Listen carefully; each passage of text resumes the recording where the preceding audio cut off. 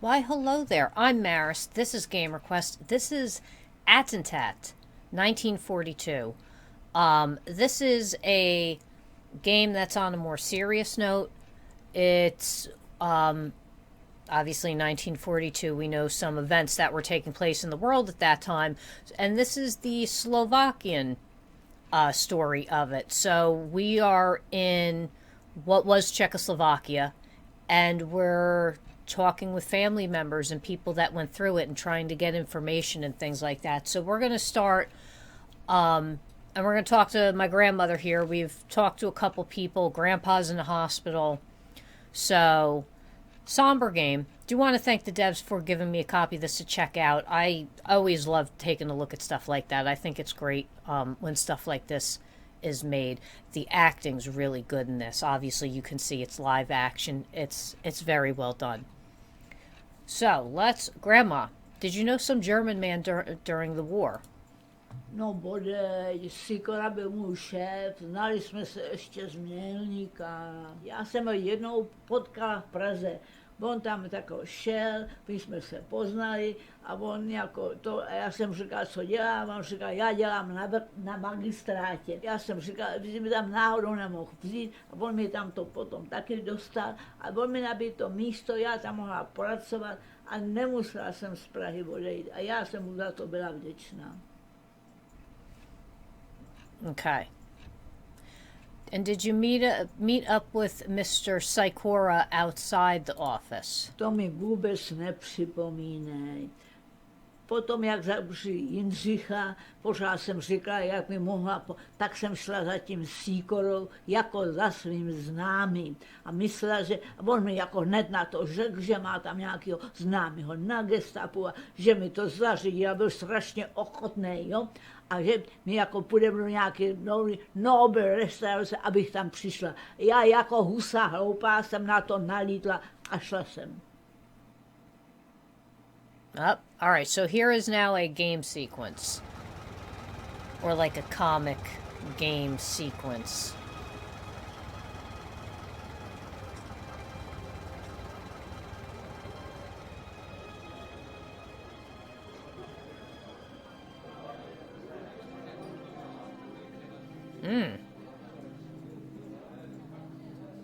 Goodness, there are Germans everywhere.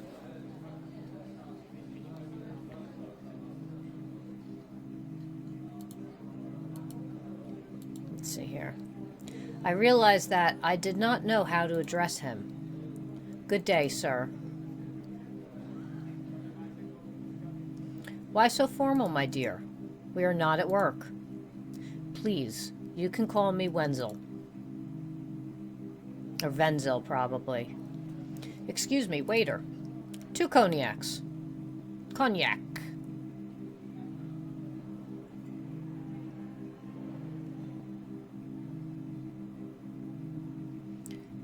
Wenzel, have you been able to find out anything about... I think it's Hendrik? Yes. Oh, they have excellent pâté here.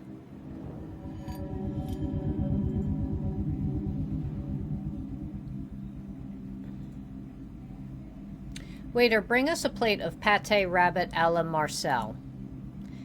And later, 2 coffees with a serving of apple strudel. Ja, Herr Skora.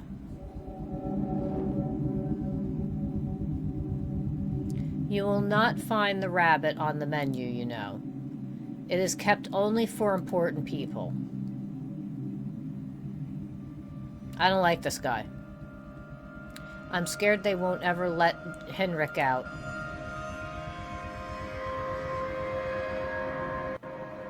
Wenzel, please. You promised to help us. Yes, but first let us toast to your bravery and beauty. Little rose, little rose red, little rose of the field. Ah, you are more beautiful than ever, my Ludmila. The little rose fought thus and pricked. No prose of her pain could help her. That is Gothel's, my darling. Najednou mi to došlo. Jemu vůbec nešlo o Jindřicha. Sýkora na mě měl políčno už dlouho a trpělivě čeká na svou příležitost, jako pavouk na svou oběť. I knew it.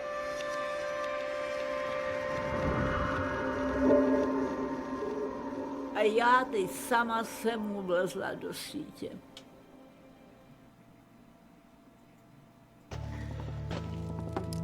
His advances disgusted me, but I couldn't just leave. I was afraid he would be insulted and seek revenge. I had to find a tactile way to deflect his advances, and poetry came to the rescue. Select a poem and drag it into the empty bubble. Refuse Sikora's advances firmly and directly, but without insulting him. Pay attention to facial expressions. Little rose, little rose, little rose red. Little rose of the field, ah, you are more beautiful than ever.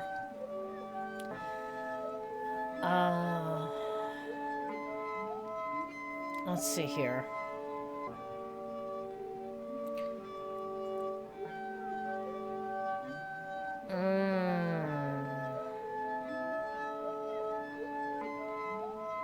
I'm going to go with Jan Skassel. So summer is burning with fire on all sides. The besotting blooms of the acacia field, as the green soul of grapes smolder on vines, wolf poppies among the grains do yield.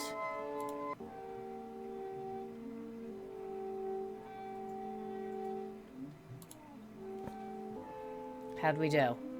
O maiden, maiden, how love I thee. Thine eyes, how gleams it, how lov'st thou me. Huh. Go lie down, forget it. After the chill of freezing winds, how sweet.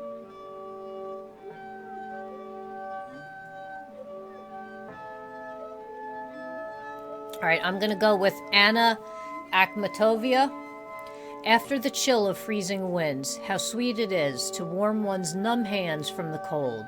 Yet I didn't keep an eye out for the thief, and in the meanwhile my home's hearth gone. How'd we do? Still looking pretty neutral. I would sing to you as a bird. I would love you as my child. I would place you on a pinnacle. I'm relying on a miracle. Kisses I send you in secret.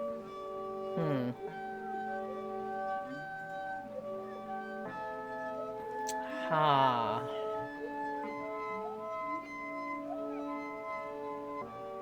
Oh, yeah, no. And who invited the cold? Yeah, no, that's not. So we're going to do with Jan Skassel again. Darkness arrives, the moon dances across the silver bridge. The world is like bread taken from the oven, and nighttime consumes it. Oh, he's looking happy. He's looking happy. I couldn't say that he could have taken it to mean many things. I had to firmly refuse his advances. I didn't gain any coin.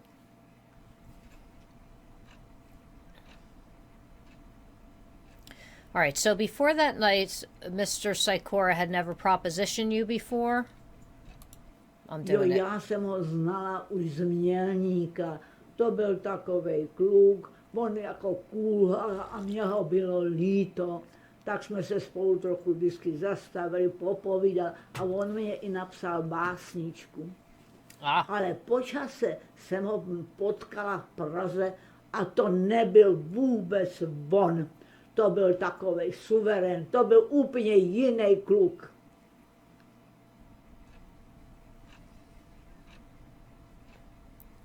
Do you think it was Sikora that got Grandpa arrested? To snad ne, to vůbec takhle nebylo. On vůbec jenom jako využíval situace, on by takhle daleko nešel. A s těma jeho, na té příbuzní, na tom gestapu, to nevím, jak to bylo, nevím, ale já na to nerada vzpomínám. Ne. To bylo nějak jinak.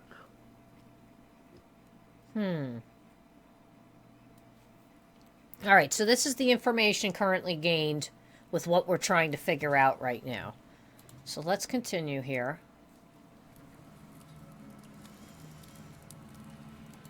Let's go talk to Joseph Malik again. I mean, I got most of the interview. Most information. All right. So this is... No. Let's just talk with her. I was going to go visit Grandpa, but he's still in the hospital. All right, so how did Grandpa keep the Gestapo distracted? What were the leaflets that you were hiding? So the Gestapo just busted in here for no reason. What did you do after they took Grandpa away? Why did they arrest Grandpa? He didn't have anything to do with the assassination attempt on Heydrich. What's the leaflets? Byly to protiněmecký letáky z války, dal je mu nějaký kamarád Matyáš Grejcar. Bydlel tady někde na Vinohradech. Já už vůbec nevím, jestli žije.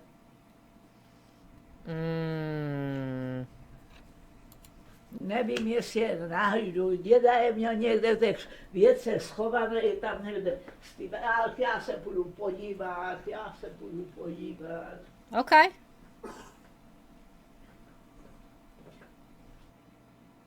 I'll tell you what, the acting in this and like the way they act and things like that, like it's... Letáky dal dědovi na začátku války jeho kamarád, který byl v odboji. Děda je měl v kredenci, občas je vytahoval. Vlastně ani nevím, proč si je nechával. Vždycky přišel lístek s pokynama, jak často a kam se můžou posílat dopisy, balíky, jaký známky a tak podobně. Čas od času jsem mohla poslat balíček a to jsem si musela dopředu všechno naplánovat, co a jak seženu nebo ušetřím ze svýho přídělu.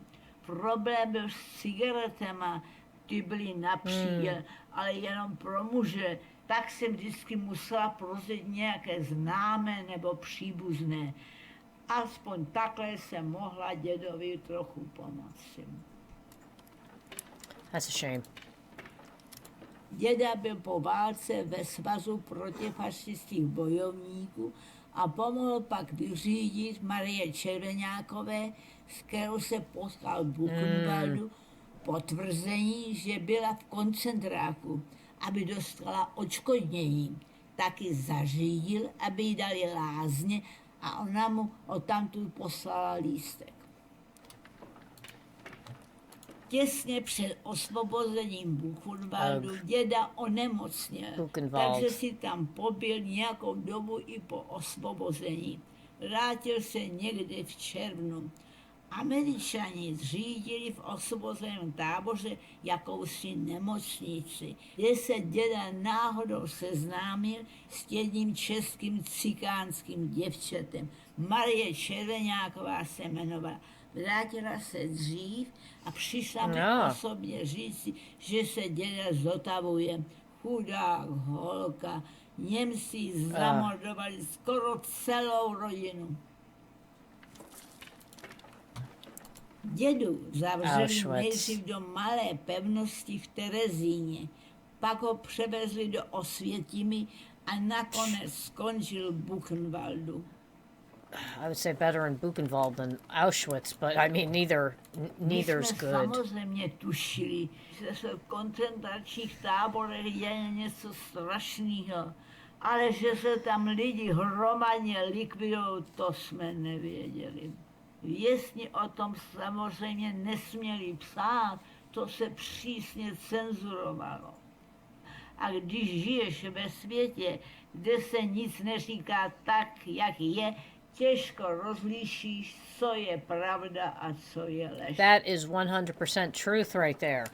100%. For today, every day. Museli jsme si psát německy, aby to mohli přečíst německý cenzoři. Pro mě bylo vždycky důležité, že jsem věděla, že je naživu. Ta léta čekání byla hrozná. Nejhorší to bylo na začátku. Ten strach a ta bezmoc. Pak jsem si řekla, že musím být silná a vydržet a pak to vydrží i děda. Každý den jsem za něj se chodila modlit. O dědovi kdysi psali v Hlasu revoluce. To byly noviny Svazu protifašistických bojovníků. Děda tam měl před lety dokonce nějakou funkci. Dneska jsem už unavená, necháme to na jindy. Okay. All right, so we still have quite a bit of information we're looking for. Ah! Let's talk with him. Grandpa's army buddy.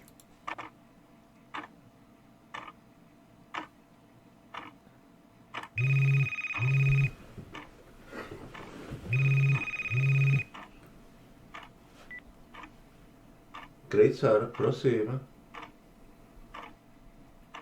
Co si přejete? Okay. Can I ask you about your past? Co to na mě zkoušíte? Chápu, že si musíte nějak na sebe vydělávat, ale co je moc, to je moc. Dneska už mi dvakrát volali kvůli nějakým slevám pro důchodce. Jednou pojištění, po druhý zase slevy na telefon. Takže s Bohem. Son of a... Okay.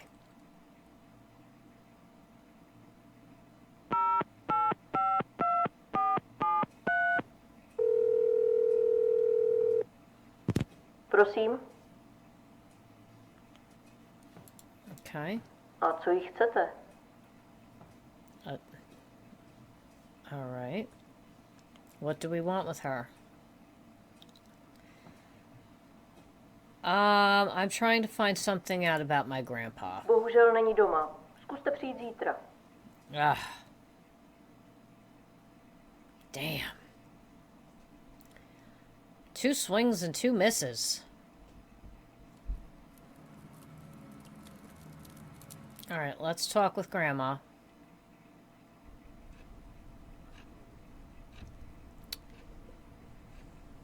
Why did they arrest Grandpa? He didn't have anything to do with the assassination attempt on Heydrich. Samozřejmě, děda s nima nic neměl, ale oni zabíjeli jako steklí každýho. A já nevím, jak na dědu přišli, ale nikdo mi nikdy nic oficiálně neřekl. Mind you, these people that are portraying this actually lived through this too. Or at least I'm from what I understand, this was real life for them. They went through it. They were obviously children at the time, most likely.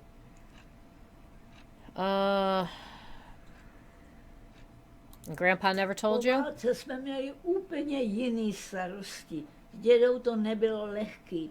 On o tom špatným nechtěl mluvit, a to víš, na to špatný se špatně vzpomíná, ale on si psal deník, já to ani nevěděla, a teď jsem tam něco hledala, já jsem to tam našla v jeho věcech. Okay.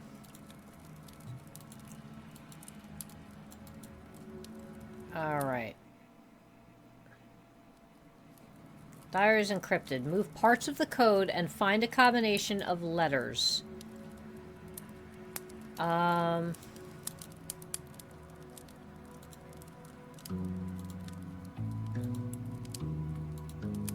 Okay. So let's do...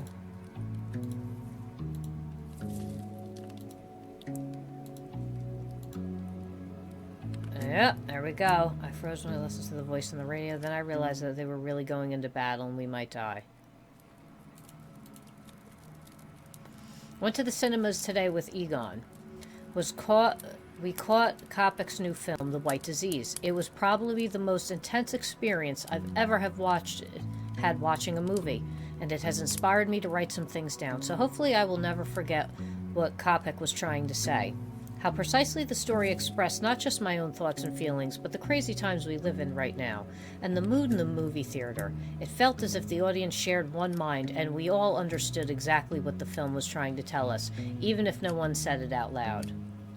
In the film, an unnamed country led by an evil dictator called the Marshal invades a small neighboring country to the south. Everyone in the theater knew, of course, that the marshal is supposed to be Hitler. The unnamed country is Germany, and the neighbor is Czechoslovakia. And more importantly, it's pretty obvious what needs to be done. We must defend our nation from the German white disease. The words of Dr. Martin, one of the characters in the film, echo in my ears. We are only a small nation. That is why we must defend ourselves. If someone were to attack us, I would grab a gun and fight. We all must fight. Aegon and I swore on our lives that we would do it.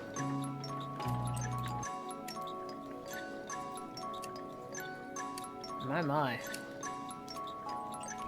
So I'll hold this a second. You can pause it if you want. Let's see here. This is 1939, or are we still in 38? September 1938. Okay, yesterday finally did. We are mobilizing for war. Oh boy. And here we go. We're starting to get basic training. I've been officially discharged from volunteer service. I was useless there anyway. I have no idea what to do now. I can't go back. Nothing happened. I really look hopelessness and defeat. Let's see here.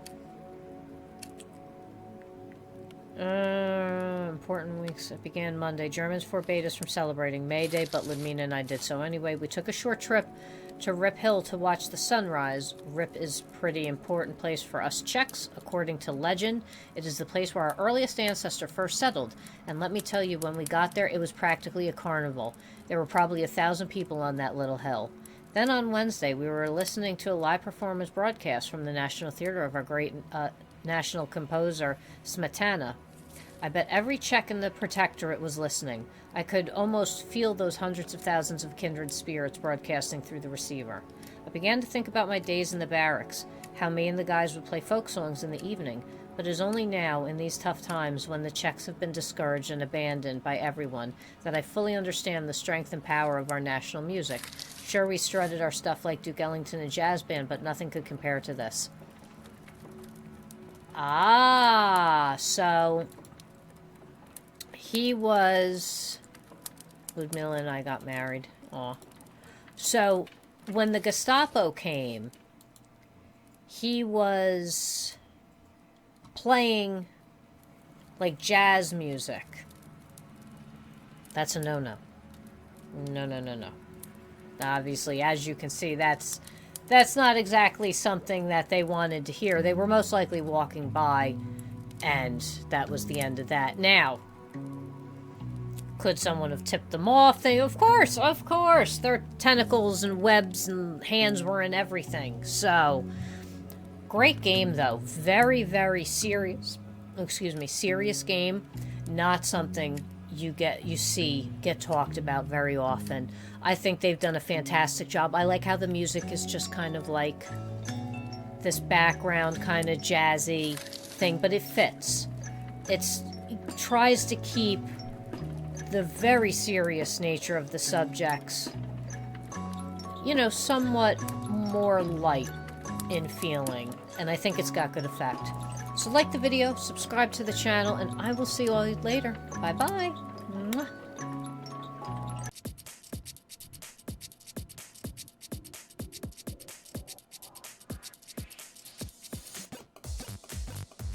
Thanks for watching the video. If you liked it, subscribe to the channel. If you'd like to donate, go to gamerquest.tv/donate, and I will see you on the next video.